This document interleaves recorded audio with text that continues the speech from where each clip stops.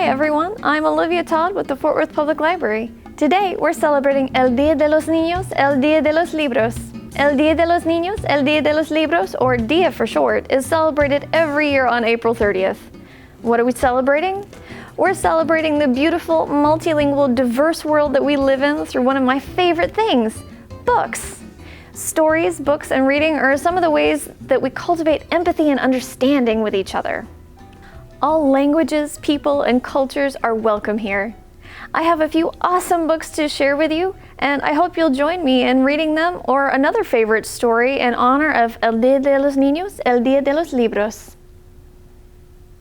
For my kindergarten readers, I recommend Dreamers by Yuyi Morales. I chose this book because I love it, and I want to share it with you.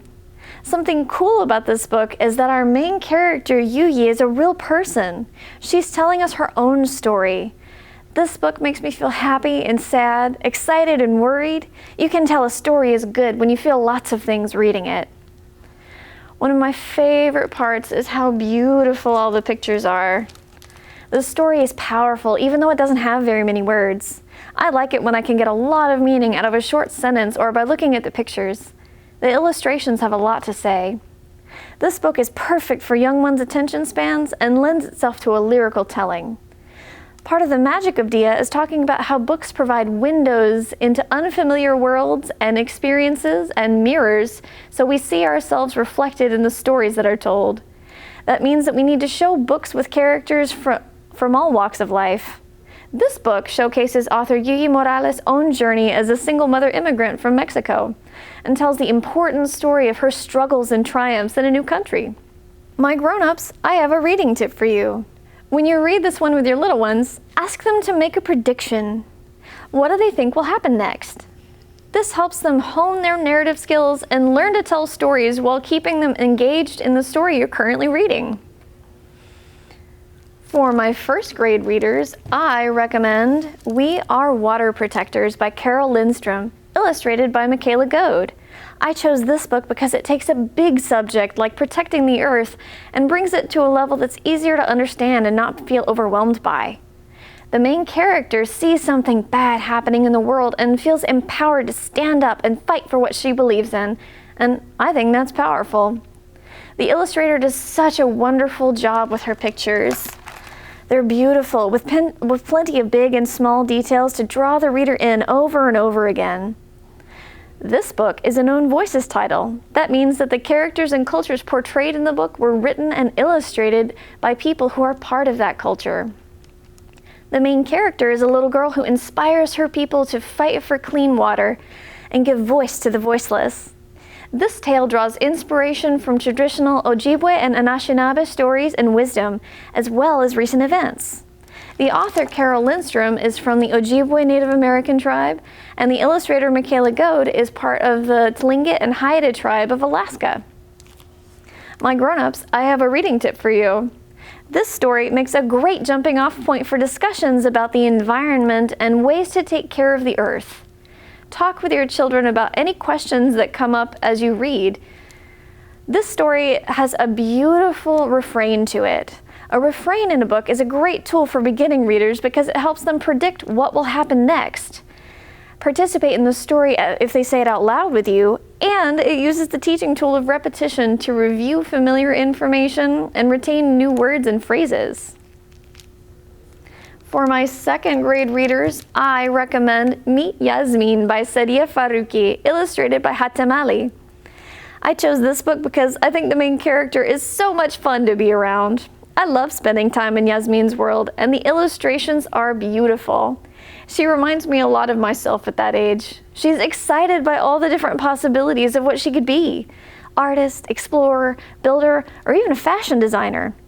What I like best about her, though, is we get to read all of her different emotions and how she deals with them. She worries about not being good at stuff, just like you and me. She figures it out and makes me feel like I can figure it out too. This book features a Pakistani-American Muslim family with their daughter Yasmin taking center stage for her second grade adventures. My grown-ups, I have a reading tip for you. This book is great for emergent readers, and that's usually kiddos who are around 7 years old. At this point, many children are seeking independence with reading, and they may still need a little help. They can read on their own, but aren't quite ready for chapter books. This book features large print and illustrations to help readers understand more clearly, and the main character, Yasmin, practices her critical thinking skills in the story. Her modeling will help young readers develop these skills as they grow. For my 3rd grade readers, I recommend Stella Diaz Never Gives Up by Angela Dominguez. I picked this book because the main character, Stella, is so full of heart. You can tell she cares so much about the causes and people in her life. I really like that, and I find it inspiring. She learns about sea turtles in the ocean, and she loves them. That love inspires her to protect them and lead others to do the same.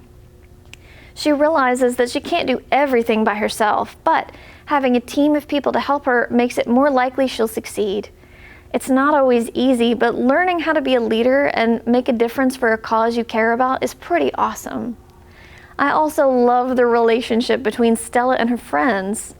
She has struggles with them just like every kid, and she models some great and loving ways to communicate when your feelings are hurt by a friend and how to resolve them. This book is diverse because the main character, Stella, is part of a Mexican-American single-parent family in Chicago. She doesn't speak perfect Spanish, but as the title says, she never gives up. As you read, the text is sprinkled through with Spanish words, and the context clues makes it easy to understand what they mean. My reading tip for this book is a strategy to get comfortable with chapter books. This book is lightly illustrated, so it helps give our readers some context if they still struggle with so many words on a page. This is a chapter book, and it does have an audiobook recording. If you love the story, but you want a little reading boost, read the book and listen to the audiobook at the same time. For my 4th grade readers, I recommend Lalani of the Distant Sea by Aaron and Trotta Kelly. This is a fantasy chapter book, and my favorite kind of story is one that has magic and an exciting adventure. This one sure does. The world building is great, the monsters are actually scary, and Lalani is a strong female lead. Be aware, my grown-ups, this book deals with some scary monsters in human and non-human form, so it might be worth reading alongside your child and talking about the book together. My kiddos, get ready to jump into a world where the stakes are high and the magic creeps in slowly. Lalani goes on a journey to save her mother and her island, and I hope you enjoy it as much as I did. Lalani of the Distant Sea features Filipino characters, magic, creatures inspired by the island folklore, and Lalani herself is Filipina. Just so you know, friends, the names of the monsters are different than the real names from the folklore. The author, Aaron and Trotta Kelly, does a great job of putting her own twist on things, and if you're excited to learn more, she has lots of awesome resources for Filipino folklore on her website. For the readers who aren't sure what they like to read yet, here's a tip.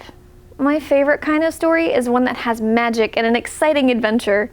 And knowing what kind of story you like best is an important part of learning to love reading. If a book isn't interesting to you, don't worry. There are millions of books out there, and I promise there is one for you. Ask a librarian or a teacher for help finding stories if you're not sure where to start. It helps if you can describe what kinds of stories you do like. For my 5th grade readers, I recommend This Season of Sticks Malone by Kekla Magoon. I chose it because it's a great story about 3 boys who become best friends over the summer. They go through things together, and each boy has his own way of seeing it and dealing with it. This story makes me happy and sad. It made me think about things in a deeper way. It's also not my usual favorite kind of story.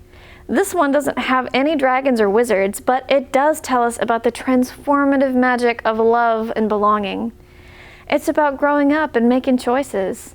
It's so good that it won the Coretta Scott King Award. The Seasons of Sticks Malone features a Black American family, and the main characters are their twin boys, Caleb and Bobby Jean. And their friend Sticks, of course, who can't help but steal the show whenever he's in a scene. It shows many ways of making a family, and that love is what matters most of all. My grown-ups, here's a reading tip for you. This story is good for readers comfortable with chapter books and fans of contemporary slice-of-life fiction. If your young reader picks this book up, try reading it with them or asking them questions about how the characters are feeling in each scene or about the events in the story. This will help them learn what kind of stories they like best, and reading a story that creates empathy with the main characters helps them relate to others and increases their social emotional intelligence. Thanks for joining me for the kindergarten through 5th grade book recommendations for Dia. Tune in later for more awesome books to read for teens.